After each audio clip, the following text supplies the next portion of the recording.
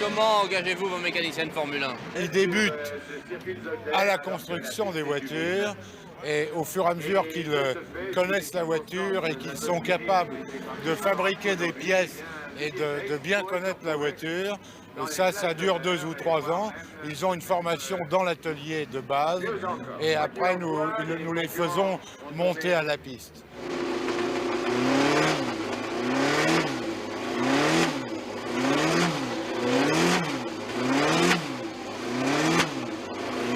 Maurice, quel est le cheminement qui vous a mené à la Formule 1? D'abord, c'est au départ la passion de la voiture, de la course automobile, et qui a commencé par des petites formules, des formules monotypes, qui fait rentrer dans un certain monde. Et le cheminement se fait presque tout seul à partir du moment où on a envie, en fait, c'est ça. Et souvent, quand on a une passion, on y arrive, en fait. Mais c'est quand même assez spécial. On ne va pas à l'école pour faire de la Formule 1. Voilà, justement, il n'y a pas de cours qui vous apprennent à devenir mécanicien de Formule 1. Pas du tout, pas du tout. Pas du tout parce que c'est pas une mécanique fantastique, c'est pas quelque chose qui est inconnu, mais c'est une route, en fait, c'est ça. C'est une longue habitude de la course. Et il y a certainement des mécaniciens de formules plus simples qui sont aussi calés que nous. Mais ils ne font pas de la Formule 1, c'est tout. Joseph, votre situation familiale, quelle est-elle? Marié, et peut-être dans 4 mois j'aurai un gosse. Et votre épouse accepte cette vie un peu particulière? Difficilement. Très difficilement. Vous la voyez souvent? Dans un mois, peut-être 10 jours. Est-ce que finalement, vous avez des compensations par le salaire que vous touchez en tant que mécanicien de Formule 1? Oui, certainement. Disons que c'est ça qui l'a fait accepter peut-être cette vie un peu particulière. Ça aide. Ça aide. En tant que mécanicien, on ne pourrait pas trouver des salaires de ce niveau-là dans les garages normaux et tout ça. Mais aussi, c'est une vie particulière. Il ne faut pas... on n'est pas souvent là, et puis c'est une petite compensation. Ça et le plaisir. Est-ce que vous n'avez pas parfois des moments de dépression? Pas le temps. Non, non. Tout de même, vous êtes loin de chez vous, vous êtes parfois dans des pays inconnus. Il n'y a pas parfois des moments où vous en avez un peu marre? Non, non, je crois pas. Je crois pas si on en arrête tout de suite. D'ailleurs, vous voyez souvent dans les écuries, les gens ont changé, ne nous envoyaient plus pendant 2 ans, ils reviennent. Et je crois qu'on arrête si on peut plus. S'il y a un petit problème, on arrête. Il faut, hein. Ça demande trop à la personne en fait. Il faut supporter entre nous déjà. C'est pas facile parce que quand on part 3 semaines et qu'on est une dizaine, bon bah les humeurs changent, la fatigue aide.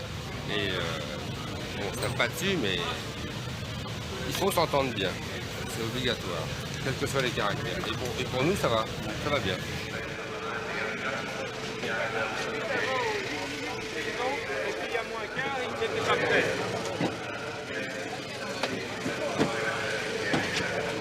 Vous avez un rôle exact chacun pendant les courses et à l'atelier. Vous avez des rôles bien précis? Non. Le seul rôle précis qu'on peut avoir, en fait, c'est pendant la course, si la voiture s'arrête. Parce qu'il faut perdre le minimum de temps et chacun a un poste bien spécial. Sinon, on est affecté 3-4 sur une voiture et ça dépend un peu des caractères aussi. Il y en a, ils supervisent tout. Et je sais que nous, on se partage le travail et puis c'est très bien comme ça, mais c'est une forme de caractère à avoir. Et il n'y a pas de spécialité, l'un pour la boîte de vitesse, l'autre pour le moteur, le troisième pour le châssis et les suspensions? Si, la boîte de vitesse c'est spécial quand même. C'est une personne qui s'en occupe.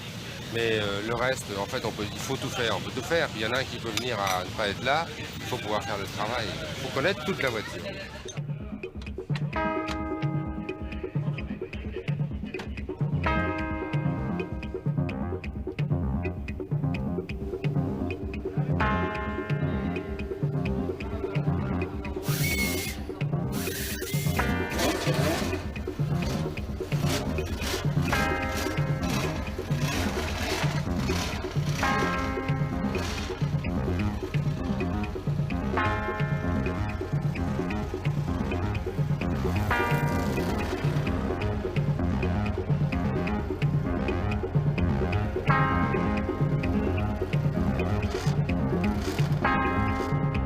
Joseph, vous avez une longue carrière puisque vous avez débuté chez Matra il y a déjà pas mal d'années.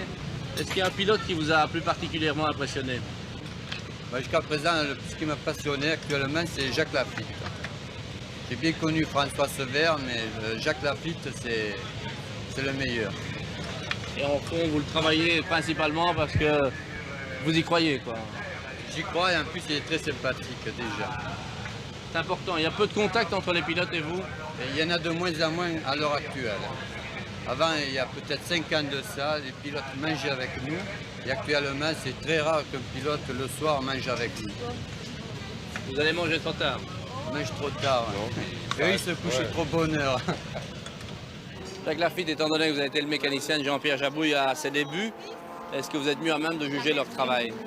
Oui, moi j'ai jamais été vraiment un vrai mécanicien, mais il est évident que juger le travail de mécanicien, c'est très facile pour moi.